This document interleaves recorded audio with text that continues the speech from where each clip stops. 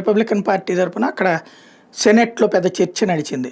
టారిఫ్లు వేసి భారతదేశాన్ని కంట్రోల్ చేస్తున్న, టారిఫ్లు వేసి చైనాని కంట్రోల్ చేస్తున్న, టారిఫ్లు వేసి టారిఫ్ టారిఫ్ టారిఫ్ ఆ టారిఫ్ ఆ దేశం మీద ఎంత టారిఫ్ వేసాం, ఈ దేశం మీద ఎంత టారిఫ్ వేసాం, ఈ టారిఫ్లతో ఆయా దేశాల యొక్క దారికి తెస్తున్నాం, అమెరికా ప్రయోజనాల కోసం ఎంత పనిచేస్తున్నాం అంటూ వాళ్ళ వాణిజ్య శాఖ మంత్రి ఉపన్యాసం ఇస్తుంటే ఓ సెనేటర్ లేచి అడిగాడు, వెరీ గుడ్ మిత్రమా, మీరు చాలా బాగా చేస్తున్నారు, ఇంతకీ ఈ టారిఫ్లు ఎవరు కడతారు? ఆ దేశాలు వచ్చి కడతాయ్యా, మన దేశ ప్రజలు కడతారా అని అడిగారు.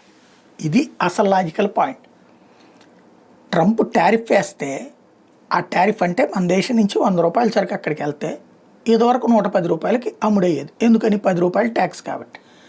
ఇప్పుడు 50 రూపాయలు వేస్తే 150 రూపాయలకి అమ్ముడవ్వాలి. కొనుక్కోవాల్సిన ఎవడు? అమెరికన్ పౌరుడు. అమెరికాలో ఉన్న పౌరుల మీదన ఈ టారిఫ్లు భారం పడుతుంది. ఆ టారిఫ్లని తట్టుకోలేక వాళ్ళు కొనుక్కోవడం మానేస్తే అప్పుడు ఈ వ్యాపారాలు తగ్గి ఇబ్బంది పడతారేమో కానీ నష్టమేం లేదు. వ్యాపారాల్లో ఆశించిన లాభం రాదంతే. అక్కడ 50% టారిఫ్ అన్నప్పుడు ఇంకో చోటకి వెళ్ళి 10% టారిఫ్ ఉన్న చోట అమ్ముకుంటుంది. వ్యాపారస్తుడు ఇప్పుడు అమ్ముకుంటాడు. కాబట్టి ఎక్కువ నష్టపోయేది ఎవరు? అమెరికన్ పౌరుడు. ఆ విషయాన్ని గుర్తు చేశారు.